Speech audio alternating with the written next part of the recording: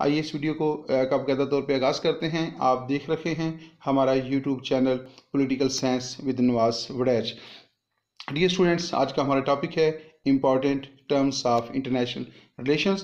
तो आइए देखते हैं कि इस लेक्चर के अंदर जो है आपके लिए कौन कौन सी इंतहाई अहम नोयत की टर्म्स और उनकी वजाहत जो है इसमें शामिल की गई है। पहली टर्म जो इस लेक्चर के अंदर शामिल की गई है डेट इज़ शॉविनिज़्म। शॉविनिज़्म जो है it means an uncritical and unreasoned dedication to a cause और a group typically based on a belief in its superiority as in national chauvinism. Dear students, दोबारा इसको देखिएगा। It means an uncritical and unreasoned dedication to a cause or a group. तो शॉविनिज़्म जो है ये दरअसल अगर इसको मुख्तसर तौर पे देखा जाए, आसान तरीन लफ्ज़ों में अगर इसको देखा जाए तो इसका मतलब ये होता है, उर्दू ज़ुबान में इसके लिए हम कहेंगे कि इसका मतलब है शदीद तरीन कौम परस्ती। शदीद तरीन कौम परस्ती जो है उसको जो है शॉविनिज़्म का नाम जो है वो दिया जाता है। तो शदीद तरीन कौम परस्ती जो है यानी अपनी कौम से इंतहाई ज़्यादा लगाव जो है वो इंतहाई ज़्यादा मुतसबाना लेवल के ऊपर जो है अपनी कौम के साथ लगाव रखना, डेडिकेशन रखना जो है ये शॉविनिज़्म कहलाता है। या इसको यूँ समझें कि ये नेशनलिज़म की इंतहाई आला जो है वो सतह है कि जब नेशनलिज़म जो है वो इंतहाई मजबूत हो जाता है और अपनी वतन, अपनी कौम, अपने लोगों के साथ जो जज्बाती तल्लुक़ है वो इंतहाई पीक के ऊपर चला जाता है, तो तब जो है उसके लिए शॉविनिज़्म की टर्म जो है वो इस्तेमाल की जाती है। आगे इसको दोबारा देखते हैं। इट मीन्स शॉविनिज़्म क्या है? It means an uncritical and unreasoned dedication to a cause और ए ग्रुप। तो शॉविनिज़्म जो है ये बेसिकली किसी भी मकसद या किसी भी ग्रोह के लिए जो है, या किसी भी जमात के लिए, या किसी भी कौम के लिए, या किसी भी रियासत के लिए जो है गैर तनकीदी सतह के ऊपर जो है अनक्रिटिकल और अनलॉजिकल जो है लेवल के ऊपर जाकर जो है अपनी कौम के साथ, लोगों के साथ, किसी मकसद के साथ, किसी ग्रोह के साथ जो जज्बाती लगाव होता है उसको जो है वो शॉविनिज़्म कहा जाता है। Typically based on a belief in its superiority. और इसी बुनियाद के ऊपर जो है जो बरतरी का जो एहसास होता है कि अपनी कौम, अपना ग्रोह, अपना मकसद जो है उसको बाकी तमाम ग्रोहों के मुकाबले में और तमाम मकासद के बराबर मुकाबले में जो है उसको सुपीरियर जो है वो ख्याल किया जाता है एज इन नेशनल शॉविनिज़्म।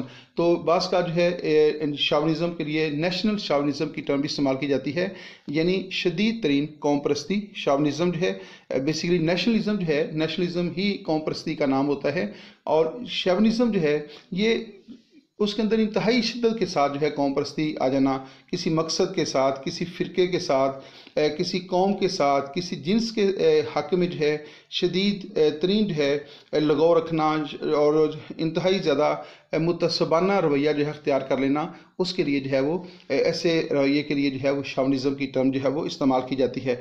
तो शॉविनिज़्म जो है मुख्तसर ये कि ये अपनी कौम के साथ इंतहाई शदीद किस्म का जज्बाती लगाव होता है, या शॉविनिज़्म मीन्स शदीद तरीन कौम परस्ती को का नाम इसको दिया जा सकता है। तो या फिर अपनी कौम के साथ, अपने फ़िरके के साथ, या अपनी जिन्स के साथ, या उसके हक़ में जो है इंतहाई पुरज़ोर जो है और जारहाना तअस्सुब रखना जो है वो शॉविनिज़्म जो है कहलाता है। नेक्स्ट है बफर जोन। हमारे पास दूसरी टर्म है बफर जोन। तो an area, state or a collection of states located between powerful adversaries reducing the hostility and likelihood of land-based attack on particular। Dear students, buffer जो है, buffer zone, या फिर ये term जो है buffer zone के अलावा ये बफर स्टेट के लिए भी ये टर्म इस्तेमाल होती है। तो बाज़ का इसको बफर जोन कहा जाता है, और बाज़ का जो है ये टर्म जो है एज ए बफर स्टेट जो है इस्तेमाल की जाती है। बफर स्टेट बेसिकली क्या है, या बफर जोन से क्या मुराद है? तो an area, a state or a collection of states, यानी कोई इलाका, कोई रियासत, या फिर मुख्तलिफ रियासतें जो हैं, रियासतों का ग्रोह जो है, या रियासतों का कलेक्शन जो है जिसमें 2, 3, 4, 5 या ज़्यादा रियासतें जो है शामिल हो सकती हैं। लोकेटेड बिटवीन एडवर्सरीज, जो दो मुखालफ ग्रुपों के दरमियान मौजूद हों, या दो मुखालफ ताकतों के दरमियान मौजूद हो। तो बफर स्टेट या बफर जोन से मुराद वो इलाका है या वो रियासत है या वो एरिया है या वो कुछ रियासतें हैं जो दो ताकतवर दुश्मन रियासतों के दरमियान जो है वो पाई जाती हों। तो दो ताकतवर दुश्मन रियासतों के दरमियान जो इलाका पाया जाता है या जो रियासत पाई जाती है या जो चंद रियासतें पाई जाती हैं जो उन दो दुश्मन रियासतों को एक दूसरे के ऊपर बराह रास्त ज़मीनी हमला करने से या फ़ज़ाई हमला करने से रोक देती है, उस इलाके को या स्टेट को या उस ग्रुप ऑफ स्टेट्स को जो है बफर जोन या बफर स्टेट का नाम जो है दिया जाता है। Reducing the hostility and likelihood of land based attack in particular. तो जो बफर जोन है या जो बफर स्टेट होती है, रिड्यूसिंग द हॉस्टिलिटी, इसका काम बेसिकली ये होता है कि वो जो दो दुश्मन रियासतें हैं जिनके दरमियान हॉस्टिलिटी पाई जाती है और बहुत ज़्यादा जो है वो उनके दरमियान दुश्मनी के तल्लुकात होते हैं, तो उनको एक दूसरे के ऊपर बराह रास्त हमला करने से रोक देती है। तो वो इलाका जो दुश्मन रियासतों को एक दूसरे के ऊपर बराह रास्त ज़मीनी या फ़ज़ाई हमलावर होने से रोक दे, उस इलाके को बफर जोन कहा जाता है। और ये जो टर्म है ये अब सेकंड वर्ल्ड वार लड़ी गई थी। आफ्टर सेकंड वर्ल्ड वार जो है 1945 से लेकर 1990 तक का जो दौर है, दूसरी जंग अज़ीम के बाद का जो दौर है, जो 1945 से 1990 तक का दौर है, ये टर्म उस दौर में बहुत ज़्यादा इस्तेमाल की गई थी। और उस दौर में जो है रशिया यानी USSR और USA के दरमियान दुनिया की जितनी भी रियासतें मौजूद थीं सब जो है वो बफर जोन का स्टेटस जो है उनको हासिल था, क्योंकि उन दरमियान USSR और USA के दरमियान जो रियासतें वाक़या थीं, उन रियासतों की वजह से जो है ये कोल्ड वार जो है ये हॉट वार में तब्दील नहीं हुई थी। तो अगरचे USA के दरमियान और USSR के दरमियान तल्लुकात इंतहाई ज़्यादा कशीदा हो चुके थे और ऐसे लग रहा था कि किसी वक्त भी एक बहुत बड़ी एटॉमिक वार जो है शुरू हो जाएगी। लेकिन इन दोनों रियासतों के दरमियान जो मुख्तलिफ रियासतें वाक़या थी, जो मुख्तलिफ इलाके वाक़या थे, उन्होंने इन रियासतों को बराह रास्त एक दूसरे के ऊपर हमला करने से रोके रखा। तो इसलिए जो है वो सारा इलाका जो है वो बफर जोन कहलाता है या उसको बफर स्टेट का इलाका भी कहा जाता है। तो बफर स्टेट से मुराद दो ताकतवर और दुश्मन रियासतों के दरमियान जो है जो एक रियासत वाक़या होती है जो उनको बराह रास्त एक दूसरे के ऊपर हमला करने से, अटैक करने से रोक देती है, तो उसको जो है वो बफर स्टेट कहा जाता है। आइए नेक्स्ट देखते हैं। नेक्स्ट है non state actors. Non state actors जो हैं ये बेसिकली दो टर्म्स एट ए टाइम हम डिस्कस करेंगे। एक होता है स्टेट एक्टर्स और दूसरा है नॉन स्टेट एक्टर्स। यहाँ पे हम नॉन स्टेट एक्टर्स की बात कर रखे हैं। Actors other than state or and government. तो नॉन स्टेट एक्टर्स से मुराद जो है वो एक्टर्स होते हैं, वो अदारे होते हैं, वो ग्रुप्स होते हैं जो रियासती अदारे नहीं होते या स्टेट के अदारे नहीं होते, बल्कि वो प्राइवेट अदारे होते हैं, इंडिविजुअल के अदारे होते हैं या कोई इंडिविजुअली जो है कोई शख्स उसमें शामिल हो सकता है। तो नॉन स्टेट एक्टर्स से मुराद जो नॉन गवर्नमेंटल ऑर्गेनाइजेशंस होती हैं और नॉन स्टेट ऑर्गेनाइजेशंस होती हैं। नॉन स्टेट एक्टर्स से मुराद वो अदारे हैं जो प्राइवेटली जो है इंटरनेशनल रिलेशन के अंदर जो है अपना इन्फ्लुएंस इस्तेमाल करते हैं या इंटरनेशनल रिलेशन के अंदर जो है असरअंदाज होकर अपने मफादात को या अपने मकासद को हासिल करने की कोशिश करते हैं। Actors other than state and government which operate across the borders. तो नॉन स्टेट एक्टर्स से मुराद वो एक्टर्स हैं जो ना तो गवर्नमेंटल होते हैं ना ऑफिशियल होते हैं, बल्कि वो प्राइवेट होते हैं और वो अपनी स्टेट की बाउंड्री से बाहर के जो मालिक हैं उनके ऊपर जो है असरअंदाज होते हैं। These non state actors are also called transitional actors and they operate across the international borders. तो ये जो नॉन स्टेट एक्टर्स होते हैं इनको ट्रांजिशनल एक्टर्स भी कहा जाता है और ये ट्रांजिशनल एक्टर जो होते हैं जो कि नॉन स्टेट एक्टर्स ही बेसिकली होते हैं, ये इंटरनेशनल बॉर्डर्स क्रॉस करके जो है अपने मकासद को हासिल करने की कोशिश करते हैं या अपना एजेंडा जो है उसको हासिल करने की कोशिश करते हैं या क्रॉस द बॉर्डर जो है दूसरे मालिक के अंदर मुदाखलत करके अपने इनके जो मखसूस मफादात होते हैं उनको हासिल करने की कोशिश करते हैं। दोबारा इसको देख लीजिएगा। नॉन स्टेट एक्टर्स क्या हैं? Actors other than state and government तो रियासत और हुकूमत के अलावा या रियासती और हुकूमती अदारों के अलावा दीगर जितने भी अदारे हैं, वो सोशल हो सकते हैं, वो प्रेशर ग्रुप्स हो सकते हैं, वो प्राइवेट मिलिट्री ग्रुप्स हो सकते हैं, तो वो सारे अदारे जो हैं वो नॉन स्टेट एक्टर्स कहलाते हैं, जिनको स्टेट जो है ना तो फंडिंग करती है और ना ही स्टेट जो है उनकी उनकी निगरानी कर रही होती है, और ना ही स्टेट के मुताबिक स्टेट की रूल्स एंड रेगुलेशन के मुताबिक उनकी रिक्रूटमेंट होती है। तो ये इदारे जो हैं ये प्राइवेट इदारे होते हैं और ये इनके अपने ज़ाती मकासद होते हैं या ज़ाती इंटरेस्ट होते हैं। उनको हासिल करने के लिए ये क्रॉस द बॉर्डर जो है अपनी एक्टिविटीज़ को जो है जारी रखते हैं और दूसरी रियासतों के मामलात के अंदर जो है वो मुदाखलत करते हैं, और इन्हें नॉन स्टेट एक्टर्स को ट्रांजिशनल एक्टर्स भी कहा जाता है। Examples of non state actors पिछले एपिसोड से रेलिवेंट है। एक्टर जो एग्जांपल्स हैं कौन कौन से नॉन स्टेट एक्टर्स होते हैं, उसमें एनजीओस का मतलब है नॉन गवर्नमेंटल ऑर्गेनाइजेशंस, और MNCs multinational corporations, ethnic groups होते हैं, मीडिया आउटलेट्स होते हैं, कल्चरल ग्रुप्स होते हैं, प्राइवेट ग्रुप्स हैं, और क्रिमिनल ग्रुप्स हैं, सोशल मूवमेंट्स होती हैं, टेररिस्ट ग्रुप्स हैं, स्क्रिप्ट किडीज़ हैं, स्कैमर्स हैं और ब्लॉकर्स एट्सेट्रा। तो ये तमाम जो एक्टर्स मैंने बताए हैं, एक्टर्स से मुराद डियर स्टूडेंट्स, यहाँ पे एक मैं और थोड़ा सा मुख्तसर तौर पे आपको बयान कर दूं कि एक्टर्स से मुराद जो हैं वो ऑर्गेनाइजेशंस हैं जो इंटरनेशनल रिलेशन के ऊपर, बैन अल-अक़वामी तल्लुकात के ऊपर असर अंदाज होते हैं और बैन अल-अक़वामी तल्लुकात जो हैं या उससे मुतासर होते हैं।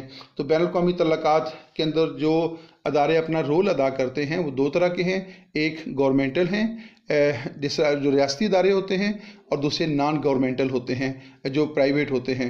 तो यहाँ पे जो नॉन स्टेट एक्टर्स है उससे मुराद वो प्राइवेट अदारे हैं जो मुख्तलिफ अफराद अपने ज़ाती एजेंडे को हासिल करने के लिए, अपने ज़ाती मफादात को हासिल करने के लिए, या उनके कुछ ज़ाती मकासद होते हैं उनको हासिल करने के लिए वो प्राइवेटली जो है वो दूसरी रियासतों के मामलात के अंदर मुदाखलत करते हैं या उनके ऊपर जो है वो असर अंदाज होते हैं।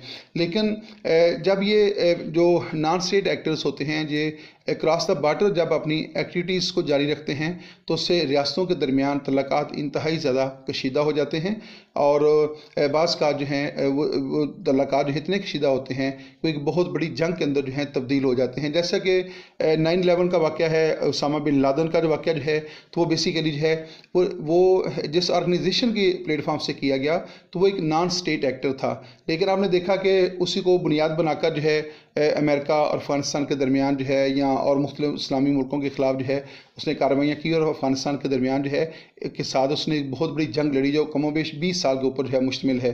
तो नॉन स्टेट एक्टर्स की जो एक्टिविटीज़ होती हैं, जब उनके बारे में ये पता चलता है कि ये नॉन स्टेट एक्टर जो हैं फ़लाँ रियासत से उठकर जो है उन्होंने यहाँ मुदाखलत की है, तो मुतासरा मुल्क जो होता है वो मुतलका रियासत जहाँ से वो मुदाखलत हो रही होती है उसके ख़िलाफ़ सख्त कार्रवाइयाँ शुरू कर देता है, जैसा कि अमेरिका ने जो है 9/11 के वाक़े के बाद किया था।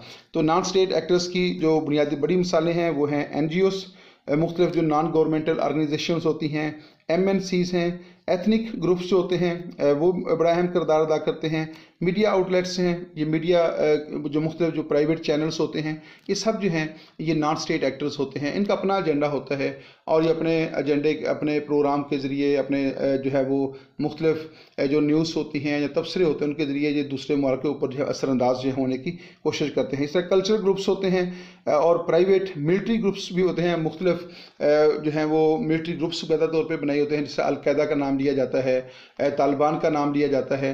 तो ये प्राइवेट हैं मिलिट्री ग्रुप्स होते हैं जो अपने मफादात के हसूल के लिए जो है दूसरी रियासतों के मामलात में मुदाखलत भी करते हैं। इस तरह जो है बाकायदा तौर पे टेररिस्ट ग्रुप्स होते हैं। और यहाँ तक कि मौजूदा दौर के अंदर जो है जब से ये इंटरनेट का दौर आया है तो इसमें हैकर्स जो हैं उनको बड़ी अहमियत हासिल हो गई है, तो वो अपनी रियासत के अंदर बैठकर जो है दूसरी रियासतों का जो इंटरनेट का सिस्टम है उसको जो हैक कर लेते हैं और उनके ऊपर असरअंदाज होते हैं। तो ये सारी चीज़ें जो हैं ये नॉन स्टेट एक्टर्स कहलाती हैं। रियासत जो है या गवर्नमेंट जो है ना तो इनको फंडिंग कर रही होती है ना इनको कोई एजेंडा देती है, लेकिन ये अपने के अपने ज़ाती एजेंडा होता है, इनका अपना ज़ाती मुफाद होता है जिसके लिए ये ऐसा करते हैं। लेकिन जब ये दूसरी रियासतों के मामलात में मुदाखलत करते हैं तो उससे उन रियासतों के दरमियान तल्लुकात इंतहाई ज़्यादा कशीदा हो जाते हैं। पाकिस्तान और भारत के दरमियान जो है इस तरह की बहुत सारी मिसालें जो हैं मिलती हैं कि जब नॉन स्टेट जो एक्टर्स होते हैं वो एक दूसरे के मामलात में मुदाखलत करते हैं, और जब मुतासरा रियासत को ये पता चलता है कि ये जो कार्रवाई हुई है ये मुतलका रियासत के इलाका जो है इस्तेमाल किया गया है, तो फिर दोनों रियासतों के दरमियान जो है तल्लुकात जो हैं वो कशीदा हो जाते हैं। नेक्स्ट है non state actors pursue their goals somewhat independently governmental considerations. तो जो नॉन स्टेट जो एक्टर्स होते हैं ये अपना जो एजेंडा है ये गवर्नमेंट की मर्ज़ी के बगैर, गवर्नमेंट की कंसिडरेशन के बगैर जो है ये अपने एजेंडे को परस्यू करने की कोशिश करते हैं, अपने गोल्स को परस्यू करने की कोशिश करते हैं। और रियासत के इल्म में भी नहीं होता कि कौन कौन से नॉन स्टेट एक्टर्स जो हैं वो काम कर रखे हैं और उनका एजेंडा क्या है। रियासत को उस वक्त इसका इल्म होता है जब वो किसी दूसरी रियासत के अंदर कोई कार्रवाई करते हैं या उसके अंदर मुदाखलत करते हैं, और मुतासरा रियासत जो है जब उनको पकड़ती है या उनके खिलाफ कोई कार्रवाई करती है तो फिर वो दूसरी रियासत से, जो मेज़बान रियासत इसको कहा जा सकता है, तो उससे जब वो शिकायत करती है तो फिर पता चलता है कि यहाँ हमारी जो ज़मीन है वो उसको जो है वो कुछ नॉन स्टेट एक्टर्स ने किसी रियासत के ख़िलाफ़ जो है वो इस्तेमाल किया है।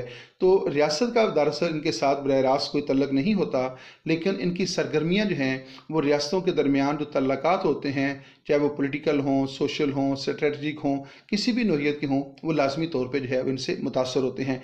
Non state actors pursue their goals somewhat independently of governmental considerations.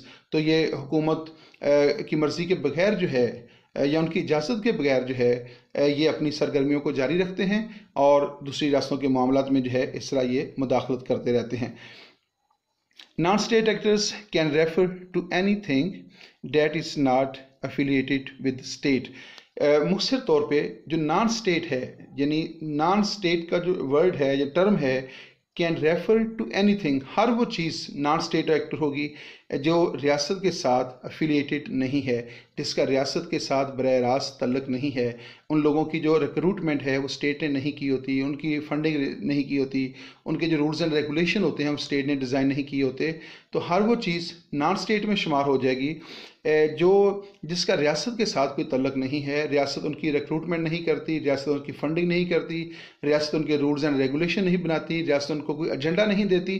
तो ये सारी चीज़ें जो हैं, सारी जो ऑर्गेनाइजेशन होंगी, जो एक्टर्स होंगे, वो सब के सब जो हैं वो नॉन स्टेट एक्टर्स ही कहलाएंगे। सपोर्टेड बाय स्टेट, इसमें दो चार बातें हैं। Non state refers to anything that is not affiliated with state, हर वो चीज़ जिसका रियासत के साथ कोई तल्लक ना हो, किसी ग्रोह का, किसी तंजीम का, किसी टेररिस्ट ग्रुप का, किसी हैकर का, तो वो नॉन स्टेट एक्टर कहलाएगा। या फिर supported is not supported by state. Dear student, इसमें थोड़ी सी कंपोजिंग का इशू है, आप इसको इस तरह पढ़ेंगे। Non state can refer to anything that is not, ये देखिएगा, that is not affiliated with state, यानी जो रियासत के साथ उसकी कोई भी किसी किस्म की एफिलिएशन ना हो, या फिर is not supported by the state, या स्टेट उसको सपोर्ट ना करती हो। नॉन स्टेट एक्टर से मुराद क्या है? जिसको स्टेट सपोर्ट ना करती हो, तो वो स्टेट के साथ उसकी कोई एफिलिएशन ना हो, स्टेट उसको सपोर्ट ना करती हो, is not connected directly to state, और स्टेट के साथ उसका बरह रास्त कोई ताल्लुक ना हो, and one of its governmental organizations, और किसी भी हुकूमती इदारे के साथ भी उनका कोई तल्लुक ना हो। तो नॉन स्टेट एक्टर से मुराद वो इदारे हैं which are not affiliated with state, which are not supported by the state, and which are not connected directly to the state, और one of its governmental organization. ना तो वो रियासत के साथ उनका कोई तल्लुक होता है, ना रियासत के साथ तल्लुक होता है, और ना ही रियासत के किसी हुकूमती अदारे के साथ उनका तल्लुक होता है। तो ये टोटली जो है ये प्राइवेट जो है वो इंडिविजुअल ग्रुप्स होते हैं जिनका अपना ज़ाती एजेंडा होता है। वो एजेंडा इनका जो है वो ज़िंदगी के किसी भी मामले के साथ हो सकता है, वो सोशल हो सकता है, वो इकनॉमिक हो सकता है, वो स्मगलिंग के साथ हो सकता है। अमूमन ये गैर कानूनी सरगर्मियों में मुलव्वस होते हैं और ये अपने मखसूस एजेंडे को हासिल करने के लिए जो है दूसरी रियासतों के मामलात में जो है वो मुदाखलत जो है वो करते रहते हैं। तो अपने मफादात के तहफ़्फ़ुज़ के लिए इंडिविजुअली जब ये मुदाखलत करते हैं तो जो कि क्रॉस द बॉर्डर चीज़ें होती हैं, जिससे रियासतों के दरमियान जो है तल्लुकात जो हैं बुरी तरह मुतासर होते हैं। बाज़ का तल्लुकात इतने कशीदा होते हैं कि वो एक बहुत बड़ी जंग में तब्दील हो जाते हैं। जैसा कि मैंने कहा कि वर्ल्ड 9/11 का जो वाक़या है, जो अमेरिका के अंदर वाक़या हुआ था, तो उसमें चूँकि कहा गया कि उसामा बिन लादेन और अलकायदा जो है मुलव्वस हैं, तो ये बेसिकली इंडिविजुअली लोगों का किरदार था। लेकिन उसमें ये लोग चूँकि उस वक्त अफ़गानिस्तान में मौजूद थे, तो लिहाजा ये कहा गया कि अफ़गानिस्तान की ज़मीन को जो है अमेरिका के ख़िलाफ़ इस्तेमाल किया गया है। तो लिहाजा अमेरिका ने अफ़गानिस्तान के ख़िलाफ़ जो है इस चीज़ को जवाज़ बना के उसके ऊपर जंग मुसल्लत की थी। तो ये चीज़ें जो हैं, ये नॉन स्टेट एक्टर जो होते हैं, ये रियासतों के दरमियान जो तल्लुकात हैं उनको जो है कशीदा करते हैं, और बाज़ औक़ात ये कशीदगी जो है इतनी बढ़ जाती है कि एक बहुत बड़ी जंग के अंदर जो है वो तब्दील हो जाती है। डियर स्टूडेंट्स, नेक्स्ट देखते हैं। नेक्स्ट एक ऐलान है आपके लिए, subscribes, like and share my YouTube channel. तो काफ़ी अर्से के बाद जो है आपको ये पैगाम दिया जा रहा है कि आप हमारा चैनल सब्सक्राइब करें, लाइक भी करें और दूसरे दोस्तों के साथ इसको शेयर भी कीजिएगा। Thank you.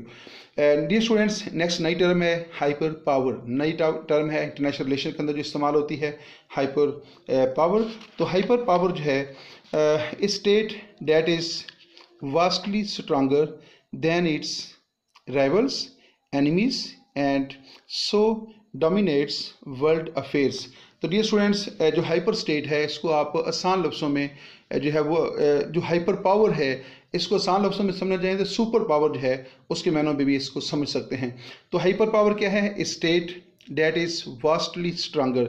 ऐसी रियासत जो बहुत ज़्यादा ताकतवर रखती हो, वास्टली स्ट्रांगर हो, यानी जिसकी फ़ौजी ताकत बहुत ज़्यादा हो, उसकी माशी ताकत बहुत ज़्यादा हो, उसका जो पॉलिटिकल इन्फ्लुएंस है वो बहुत ज़्यादा हो, तो ऐसी रियासत को जो है वो हाइपर पावर कहा जाता है। दोबारा देखिएगा, a state that is vastly stronger than its rivals, enemies, जो अपने दुश्मन जो उसकी रियासतें उसके मुकाबले में बहुत ताकतवर हो, and so dominates world affairs. और दूसरा क्या है कि जो आलमी मामलात हैं, आलमी सियासत है, जो आलमी सरगर्मियाँ हैं और जो इंटरनेशनल अफेयर्स हैं उनके ऊपर उसका गलबा हो, वो उसको डोमिनेट करती हो, यानी उसको अपनी मर्ज़ी के मुताबिक है वो इतनी ताकतवर हो कि जो इंटरनेशनल अफेयर्स हैं, जो इंटरनेशनल मामलात हैं, जो जितनी भी सरगर्मियाँ हैं उनके ऊपर उसका होल्ड हो, उसके ऊपर उनका कंट्रोल हो, यानी वो इतनी ताकतवर हो कि तमाम जो इंटरनेशनल जो एक्टिविटीज़ होती हैं उन वो उसकी मर्ज़ी के मुताबिक हों।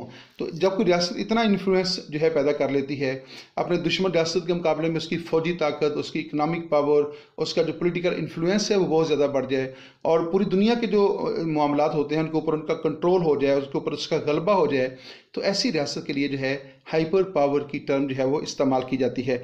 The USA has been referred to as a hyper power in the contemporary environment of international relation.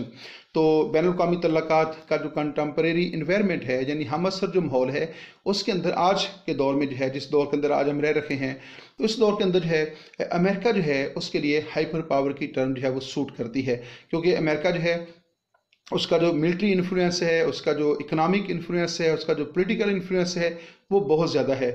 बहुत पूरी दुनिया के ऊपर जो है अमेरिका का असर रसूख है और अमेरिका की जो मर्ज़ी है वो तमाम रियासतों के ऊपर जो है गालिब नज़र आती है। उसकी वजह क्या है कि अमेरिका फ़ौजी एतबार से दुनिया की सबसे बड़ी ताकत है, इकनॉमिक एतबार से बड़ी ताकत है, पॉलिटिकली जो है उसका पॉलिटिकल सिस्टम जो है बड़ा स्ट्रांग है, स्टेबल है और दुनिया के अंदर जो मुख्तलिफ पॉलिसीज़ डिज़ाइन होती हैं, मुख्तलिफ डिसीजंस होते हैं, उसमें अमेरिका का जो पॉइंट ऑफ व्यू होता है उसको देखा जाता है, उसको जज किया जाता है और उसको अमली शक्ल भी दी जाती है। जब अमेरिका के पास आप यूँ समझने की इतनी ताकत है या उसका इतना इन्फ्लुएंस है कि वो रियासतों के ऊपर अपनी मर्ज़ी मुसल्लत करने में कामयाब हो जाता है। तो जब कोई रियासत इतनी जो है वो पावरफुल हो जाए तो ऐसी रियासत के लिए हाइपर पावर की टर्म जो है वो इस्तेमाल की जाती है और इस वक्त जो है इस पोजीशन के ऊपर जो है सिर्फ अमेरिका है जिसके लिए आप हाइपर पावर की टर्म जो है वो इस्तेमाल कर सकते हैं। नेक्स्ट है बैंड वैगन। बैंड वैगन जो है ये एक और टर्म है जो इंटरनेशनल रिलेशन के अंदर इस्तेमाल होती है। It means riding with a rising और major power are to side with a stronger power in the hope of increasing influence and security. तो बैंड वैगन क्या है? बैंड वैगन, इसको लफ्सी तर्जुमा देखा जाए, बैंड वैगन का मतलब होता है मौका परस्ती। मौका परस्ती से काम लेना, बैंड वैगन का आम जो मतलब लिया जाता है वो है कि मौका परस्ती से काम लेना या मौका परस्त होना।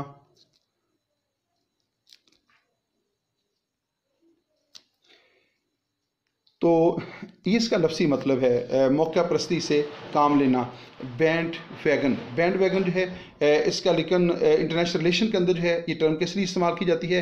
It means riding with a rising and major power are to side with a stronger strong. ये स्टूडेंट ये स्ट्रॉन्गर है, ये स्ट्रेंजर लिखा हुआ है, आप इसको ठीक कर लीजिएगा, ओ है यहाँ पे। Stronger power in the hope of increasing influence and security. तो किसी भी तहरीक या किसी भी ग्रोह में अंदर शामिल होकर जो है वो अपना असर रसूख बढ़ाना, अपना जो एजेंडा है उसको अमली शक्ल देने की कोशिश करना और किसी भी तहरीक का हिस्सा बनकर अपने मफादात के तहफ़्फ़ुज़ के लिए काम करना, ये जो है वो बैंड वैगन कहलाता है। ये टर्म जो है अमेरिका के अंदर सबसे पहले इस्तेमाल की गई थी। It means riding with a rising और मेजर पावर, यानी किसी बड़ी ताकत के साथ मिल जाना, किसी बड़ी ताकत से साथ मिलकर अपने मफादात को हासिल करने की कोशिश करना। तो it means riding with a rising and major power. तो or to side with a stronger power, या किसी बड़ी ताकत का साथ देना। जैसा सेकंड वर्ल्ड वार के बाद जो है जब दुनिया दो बड़े ब्लॉक्स में तकसीम हो गई थी, तो जो कमज़ोर रियासतें थी या तो वो अमेरिकन ब्लॉक में शामिल हो गई या फिर वो रशियन ब्लॉक का हिस्सा बन गई थी। तो जो कमज़ोर रियासतें थीं जो अपने मफादात के तहफ़्फ़ुज़ के लिए या अपनी सिक्योरिटी के लिए या अपने मुआशी मफादात के लिए या दीगर जो जितने भी उसके मफादात हो सकते हैं उनके असूल के लिए जो है उन्हें इसको मुनासिब मौका समझा, तो उन्होंने अमेरिकन ब्लॉक में शमूलियत अख्तियार कर ली या रशियन ब्लॉक में शमूलियत अख्तियार कर ली और इस तरह जो है उन्होंने अपने मफादात को हासिल करने की कोशिश की, यानी उस मौके से फ़ायदा उठाने की कोशिश की। तो इस तरह की रियासतों के लिए जो है बैंड वैगन की टर्म जो है इस्तेमाल की जाती है। It means riding with a rising and major power, यानी किसी बड़ी रियासत के साथ जो है वो सफ़र कर किसी बड़ी रियासत के साथ जो है वो शामिल हो जाना, किसी बड़ी ताकत के साथ शामिल हो जाना या किसी बड़ी ताकतवर रियासत का साथ देना इन the hope of increasing influence, यानी अपना जो इन्फ्लुएंस है उसको इंक्रीज़ करने के लिए और अपनी सिक्योरिटी को जो है बेहतर बनाने के लिए जो है या अपने आप को अपने मफादात का तहफ़्फ़ुज़ करने के लिए किसी तहरीक में शामिल हो जाना, अपनी कामयाबी को यकीनी बनाने के लिए किसी अपने मकसद को यकीनी बनाने के लिए जो है किसी तहरीक का हिस्सा बन जाना या किसी रियासत के साथ शामिल हो जाना, किसी बड़ी ताकत के साथ शामिल हो जाना, इसको जो है वो बैंड वैगन का नाम जो है दिया जाता है। बैंड वैगन के बारे में मुख्तसर तौर पे दोबारा सुन लीजिएगा। इसका लफ्सी तर्जुमा जो है वो मौका परस्ती से काम लेना होता है और आमतौर पर इसको कहा जाता है कि किसी ऐसी तहरीक में शामिल हो जाना जिसकी कामयाबी यकीनी हो और उसकी मदद से जो है अपने ज़ाती जो मफादात हैं जो इन्फ्लुएंस है उस या अपना तहफ़्फ़ुज़ जो है उसको जो है वो यकीनी बनाना और उसको हासिल करने के लिए कोशिश करना, ये बैंड वैगन जो है वो इस्तेमाल होता है। नेक्स्ट है सुपर पावर, नई टर्म है सुपर पावर। इसका थोड़ा सा जिक्र हमने लास्ट टाइम भी किया जिसमें हाइपर पावर का जिक्र था, तो यहाँ जो है सुपर पावर की टर्म इस्तेमाल की गई है। The term super power was used by William Fox first time in 1944। तो सुपर पावर की जो टर्म है ये बेसिकली जब अमेरिका ने जो है जापान के ख़िलाफ़ एटॉमिक वेपन्स जो थे इस्तेमाल किए थे नागासाकी और हिरोशिमा के ऊपर जो है, तो उसके बाद जो है ये टर्म जो थी ये मुतारफ़ हुई थी सुपर पावर। पहले ये टर्म जो इस्तेमाल होती थी मेजर पावर्स की टर्म इस्तेमाल होती थी ताकतवर रियासतों के लिए, लेकिन जब अमेरिका ने जो है एटॉमिक वेपन इस्तेमाल किए और पूरी दुनिया के ऊपर जो है एक खौफ की फ़िज़ा पैदा कर दी और ज़ाहिर नज़र आने लगा कि अमेरिका का मुकाबला जो है नहीं किया जा सकता, तो उस वक्त जो है विलियम फोक्स जो था उसने 1944 के अंदर जो है सबसे पहले सुपर पावर की टर्म इस्तेमाल की गई थी और ये टर्म सबसे पहले जो है ये अमेरिका के लिए जो है वो इस्तेमाल की गई थी क्योंकि अमेरिका जो है उसने एटॉमिक जो एबिलिटी है वो हासिल कर ली थी। It indicates a power that is greater than A traditional greater powers. तो जो ट्रेडिशनल पावर्स होती हैं, ट्रेडिशनल पावर्स से मुराद वो पावर्स होती हैं जो जिनके पास एटॉमिक वेपन्स नहीं होते, उनको ट्रेडिशनल वेपन्स पावर्स कहते हैं, और जिनके पास एटॉमिक वेपन्स होते हैं वो रियासतें जो हैं वो ट्रेडिशनल पावर रखने वाली रियासतों के मुकाबले में कहीं ज़्यादा जो है ताकतवर हो जाती हैं। तो it indicates a power, super power से मुराद एक ऐसी पावर है that is greater than A traditional great power. जो ट्रेडिशनल पावर्स रखने वाली रियासतें होती हैं, रवायती जो ताकतवर रियासतें होती हैं, वो रियासतें जिनके पास एटॉमिक एबिलिटी नहीं होती, एटॉमिक वेपन्स नहीं होते, उन रियासतों के मुकाबले में वो ज़्यादा ताकतवर हो जाती है जिसके पास जो है वो एटॉमिक वेपन्स होते हैं। तो ये टर्म जो है ऐसी रियासतों के लिए इस्तेमाल होती है जो रवायती तौर पर जो बड़ी ताकतें होती हैं उनके मुकाबले में उसकी ताकत ज़्यादा हो। Super powers possessed great power, तो जो सुपर पावर्स होती हैं उनके पास बहुत बड़ी ताकत होती है and great mobility of power. USSR super powers during cold war. तो सर्द जंग जो है, जो कोल्ड वार लड़ी गई थी 1945 से लेकर 1990 तक जो है यूएसएसआर और यूएसए के दरमियान, इस दौरान जो है सबसे पहले जो यूएसए है उसने सुपर पावर का स्टेटस हासिल किया और थोड़ी अरसे बाद जो है जब रशिया जो है यूएसएसआर जो था उसने भी एटॉमिक एबिलिटी हासिल कर ली तो उसको भी जो है सुपर पावर का स्टेटस जो था वो हासिल हो गया। इस तरह जो है दुनिया 1945 से लेकर यानी आफ्टर सेकंड वर्ल्ड वार जो है और 1990-91 तक जो है दुनिया दो बड़ी सुपर पावर्स के दरमियान जो है तकसीम हो गई थी। और ऐसा आलमी निज़ाम, ये स्टूडेंट ज़रा गौर से सुन लीजिएगा, ऐसा वर्ल्ड सिस्टम या ऐसा आलमी निज़ाम जिसमें दो सुपर पावर्स हों उसको बाईपोलर सिस्टम कहते हैं। ये लास्ट एपिसोड के अंदर मैंने इसका जिक्र भी किया था। बाईपोलर सिस्टम जो है बेसिकली एक ऐसा आलमी निज़ाम होता है जिसमें दो सुपर पावर हों, उसको बाई सुपर पावर कहते हैं, यानी दो कुतबी निज़ाम। और ऐसा आलमी निज़ाम जिसमें एक सुपर पावर हो उसको यूनिपोलर सिस्टम कहते हैं, और ऐसा आलमी निज़ाम जिसमें तीन या तीन से ज़्यादा सुपर पावर्स हों उसको जो है वो मल्टीपोलर सिस्टम कहते हैं। तो जो कोल्ड वार का जो दौर है, कोल्ड वार इरा जो है, इस दौरान दुनिया जो है वो दुनिया के अंदर बाईपोलर सिस्टम था, यानी उसमें दो सुपर पावर्स थी, एक यूएसए और दूसरा यूएसएसआर था। लेकिन यूएसएसआर जो है वो 1990 और 91 के अंदर जो है उसका कोलैप्स हो गया था, वो इंतशार का शिकार हो गया और वो छोटे छोटे खितों में तकसीम हो गया। तो फिर एज ए सुपर पावर जो है यूएसएसआर का जो रोल था ख़त्म हो गया, बल्कि यूएसएसआर बजाते खुद जो है ख़त्म हो गया था। तो इस वक्त जो है ये जो जिस दौर के अंदर हम रह रहे हैं इसमें अमेरिका जो है वो दुनिया की वाहिद सुपर पावर है।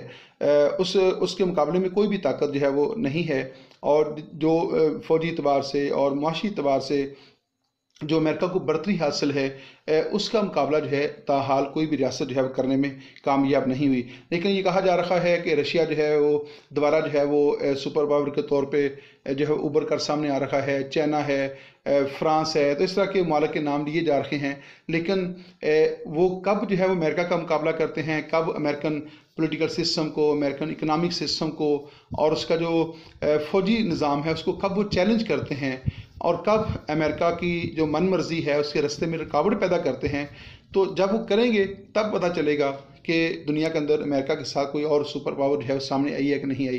फ़िलहाल अमेरिका जो है इस वक्त दुनिया की सुपर पावर है, और ऐसा आलमी निज़ाम जिसमें एक ही सुपर पावर हो उसको यूनिपोलर सिस्टम कहते हैं। तो जिस आलमी निज़ाम के अंदर आज हम रह रहे हैं वो यूनिपोलर सिस्टम है, यानी यक कुतबी निज़ाम है। डियर स्टूडेंट्स, आप देख रहे थे political science with Nawaz Waraich, ये हमारा यूट्यूब चैनल है। उम्मीद है आपको हमारी ये छोटी सी कावज़ जो है पसंद आई होगी। अपना ख्याल रखिएगा। अल्लाह ताला आपको आसानियत अता फरमाए और आसानियाँ तकसीम करने की तौफीक अता फरमाए। इजाज़त दीजिएगा। अल्लाह हाफिज़।